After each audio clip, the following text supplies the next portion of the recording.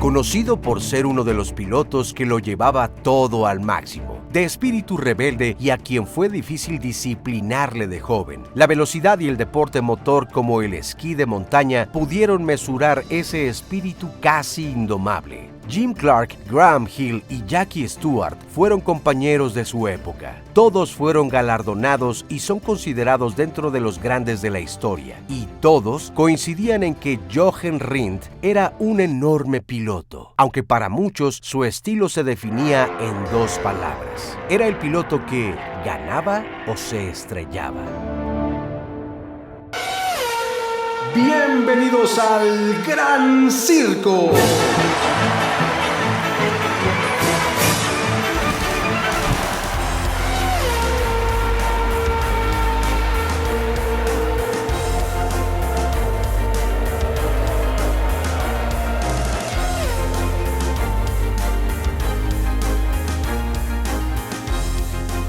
Bienvenidos a los Expedientes F1. No olviden dejarnos su like, suscribirse y recomendarnos. Así podremos llegar a más, muchos más apasionados del deporte.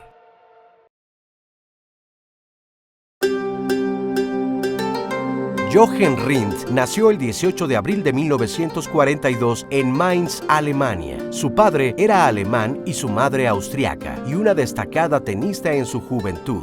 Su padre abogado, además poseía un molino que era el negocio familiar y que Jochen muy pronto heredó debido a que sus padres fallecieron en 1943 en Hamburgo a causa de un bombardeo durante la Segunda Guerra Mundial. Jochen apenas tenía 15 meses de nacido. Tras la muerte de sus padres, sus abuelos maternos se hicieron cargo de él, llevándoselo a Graz, Austria. Y aunque siempre mantuvo las dos nacionalidades, su licencia de carrera siempre fue austriaca. Su primer vehículo motor fue una pequeña motocicleta a los 16 años que corría junto a sus amigos en las pistas de motocross. Y como la escuela no se le dio muy bien, pues era muy disperso y hasta problemático, era más fácil mantener la concentración en las pistas que en las aulas. Incluso declaró que una vez que lo expulsaron de la escuela en Austria, se fue entonces a Inglaterra con la intención de aprender inglés y fue allá donde aprendió a conducir. Pero era muy joven para que le pudieran dar la licencia.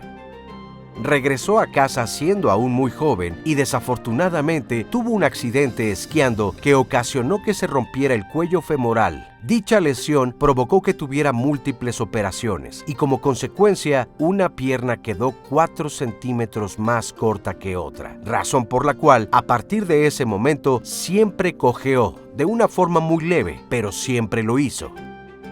Después de dicho accidente, su pierna estuvo enyesada un buen rato. Aún así, decidió continuar manejando solo y sin licencia durante 18 meses, hasta que lo atraparon. Por cierto, faltando solo un día para que oficialmente pudiera sacar su licencia.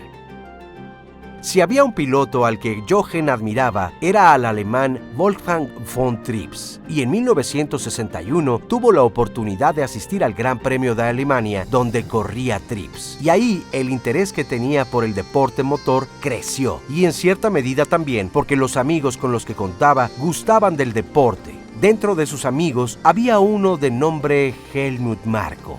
¿Les suena, verdad? La primera carrera que corrió oficialmente Jochen fue la de Flugplatzrennen en 1961 y la corrió a bordo del Simca Montlhéry de su abuela, carrera que no fue muy afortunada ya que recibió una bandera negra por conducción peligrosa. Pero Jochen continuó corriendo porque desconocía el reglamento y aunque no consiguió buenos resultados, sí mostró buenas cosas, razón por la cual un concesionario local le consiguió un Alfa Romeo GT 1300 a buen precio, con servicio gratuito por parte del distribuidor. Con un mejor auto, Rindt comenzó a dar resultados logrando 8 victorias. Para 1963 llegó a la Fórmula Junior gracias a Kurt Bardy-Barry, uno de los principales pilotos austriacos de ese momento y propietario también de una agencia de viajes. Pronto se asociaron y corrieron juntos. Barry le obsequió su Cooper T67 y los resultados comenzaron a darse. Compitió también con el Brabham BT10 y el Brabham BT23. Rindt ganó un total de 29 carreras y fue considerado como el rey de la Fórmula 2. Es muy fácil correr rápido sin esforzarse demasiado. Si te mantienes en la línea perfecta y no te deslizas demasiado, puedes ir muy rápido sin tener que estar mirando y sin hacer mucho esfuerzo físico. Así pensaba Jochen Rindt.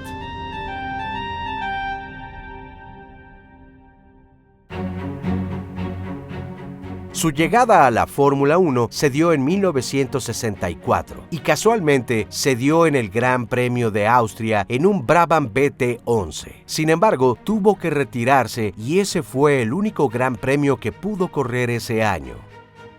Para 1965 corrió la temporada completa con la escudería Cooper y tuvo como coequipero a Bruce McLaren, pero justo Cooper estaba pasando por momentos complicados. Terminó la temporada en el 13º puesto.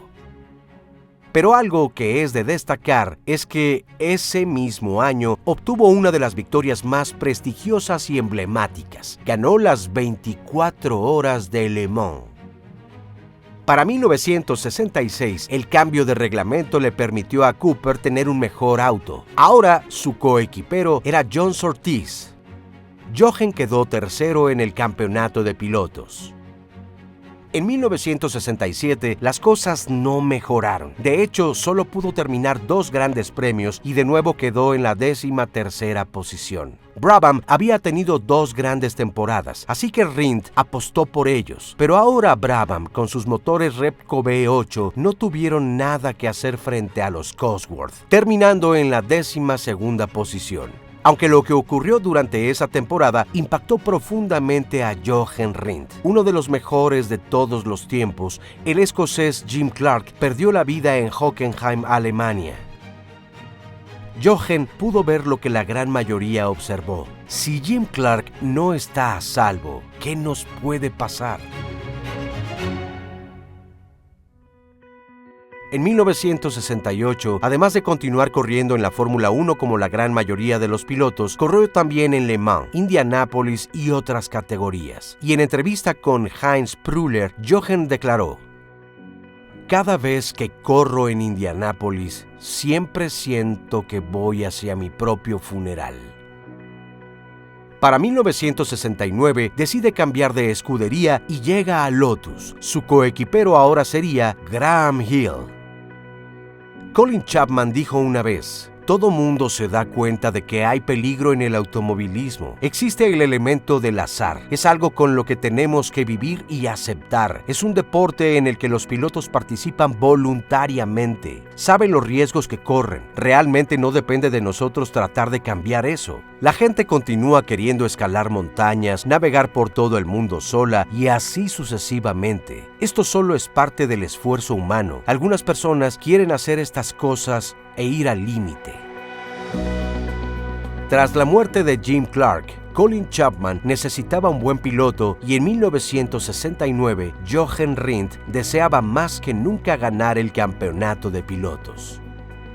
Bernie Ecclestone le aconsejó: "Tienes el doble de posibilidades de convertirte en campeón si estás en Lotus, pero también tienes muchas posibilidades de salir lesionado, así que piénsalo bien".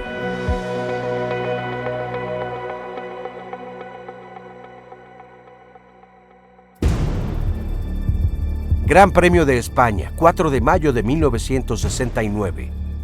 De repente la parte trasera del auto giró hacia la derecha y rozó la barrera de colisión. De lo contrario estaría muerto. Y luego patinó a lo largo de la barrera y volcó. "Nunca confié totalmente en el Lotus. Es una relación estrictamente de negocios", declaró Jochen, después de sufrir un aparatoso accidente en la carrera. Jochen declaró: "En Lotus puedo ser campeón del mundo o morir". Una vez el piloto austriaco le preguntó a su esposa Nina: "Si pudieras pedir un deseo, ¿cuál sería?". Y ella sin dudarlo respondió de inmediato: "Que dejaras de correr". Colin Chapman y Jochen Rindt se hospedaron en el mismo hotel en habitaciones contiguas. Una noche tuvieron una discusión sobre el auto. Jochen llegó a molestarse, así que se marchó. Ante la situación, Chapman se comunicó con Bernie Ecclestone, quien era el mejor amigo de Rindt y quien había negociado su llegada a Lotus, y le pidió: dile a Jochen que bla bla bla bla bla bla. Ecclestone así lo hizo. Fue a la habitación de su amigo y le comunicó el mensaje. Cuando Jochen lo escuchó, respondió: ¿ah, sí? Pues entonces dile que bla bla bla bla bla bla. La relación estaba fracturada y se dejaron de hablar por un buen tiempo. Un reportero le preguntó: ¿qué se necesita para ganar una carrera? Jochen respondió: primero debes ser rápido, y segundo, necesitas un auto que pueda soportar la distancia, y para mí lo segundo es lo que falta. Para 1970 decía: me encantaría ser campeón del mundo. Lo he intentado durante algunos años y este año se ve muy bien, pero todavía tenemos una larga temporada por delante.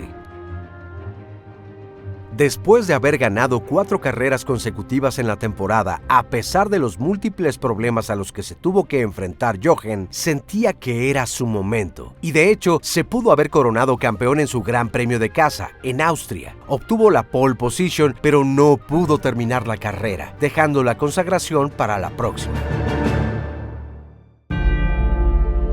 Siguiente parada: Monza, Italia. Jochen se acercaba cada vez más a ese tan ansiado campeonato de pilotos. 5 de septiembre de 1970. Comenzaban las pruebas libres y todo estaba listo. Después de un rato, 5 vueltas después de iniciadas las pruebas, Jochen tardaba en regresar. Comenzaba a ser preocupante. Pasaba el tiempo y nadie sabía nada, hasta que finalmente alguien se acercó y dijo que Jochen había tenido un accidente. Sin pensarlo, Bernie Ecclestone salió corriendo hasta el lugar. La gente corría de un lado a otro. De pronto apareció una camilla llevada por 3 hombres que llevaban a su vez el cuerpo de Rindt totalmente cubierto. Ecclestone tomó su casco y lo llevó de vuelta hasta los boxes para saber qué había pasado. La camilla finalmente se dirigió a una ambulancia improvisada. En realidad era una combi Volkswagen que sirvió para transportar a Jochen al hospital. Sin embargo, no había nada que hacer. Jochen Rindt no pudo llegar con vida al hospital de Milán. Algunas personas hablaban de la muerte de Rindt y con enorme frustración decían que tal vez eso no habría ocurrido en otro auto que no fuera un Lotus. 6 días después, en Graz, Austria, una enorme cantidad de personas caminaban detrás del féretro que llevaba a Jochen Rindt a su última morada. Evidentemente, la tristeza invadía a todos: pilotos, jefes de equipo, amigos, familiares y, por supuesto, a su esposa. Todos se encontraban allí reunidos para darle el último adiós al joven piloto de tan solo 28 años. Durante el funeral, Joachim Bonnier, piloto sueco de la Fórmula 1, compartió el siguiente pensamiento: morir haciendo lo que amas hacer es morir feliz. Y Jochen tiene la admiración y el respeto de todos nosotros. Solo así podrás admirar y respetar a un gran piloto y amigo. Independientemente de lo que suceda en el resto del Gran Premio de este año, para todos nosotros, Jochen es el campeón del mundo.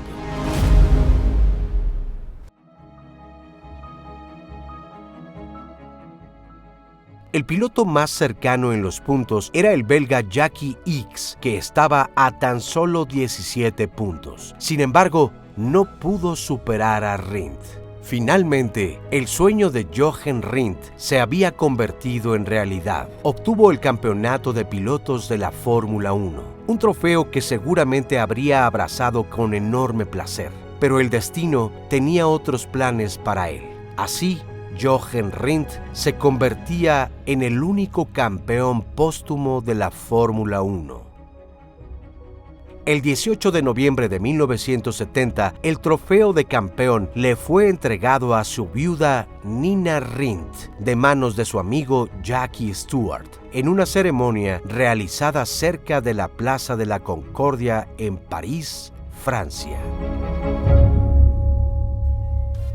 Hasta aquí otro episodio de los Expedientes F1. Esperamos que lo hayan disfrutado. No olviden dejarnos su like, suscribirse y recomendarnos. En verdad, para nosotros es muy importante. Nos vemos muy pronto en un siguiente episodio. Esto es El Gran Circo.